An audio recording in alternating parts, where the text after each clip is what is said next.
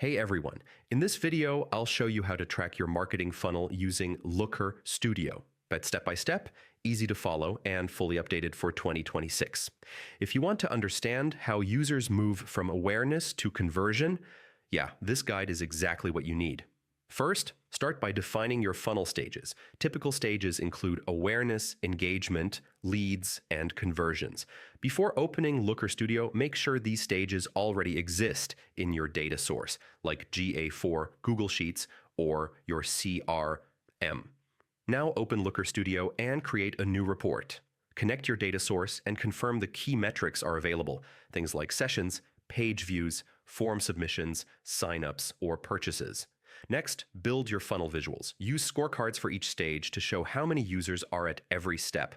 Place them from left to right or top to bottom so the flow feels natural.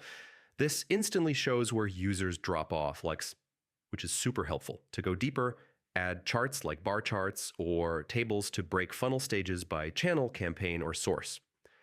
This helps you see which marketing efforts bring the highest quality traffic, not just the most traffic. Now, apply filters. Add a date filter so viewers can analyze funnel performance over time. You can also include filters for traffic source, device type, or location to spot patterns and weaknesses. If you're using GA4, create calculated fields for conversion rates between stages. This shows percentages instead of just raw numbers, making insights easier to understand. I mean, way easier.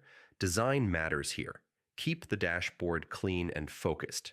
Avoid clutter, use clear labels, and highlight key drop-off points with simple visuals. Before sharing, test the report in view mode. Click filters, change dates, and make sure numbers update correctly across the funnel. And that's it. By defining funnel stages, using scorecards, smart charts, and filters, you can track your marketing funnel clearly in Looker Studio. If this guide helped you, don't forget to like, share, and subscribe for more Looker Studio tutorials. Thanks for watching.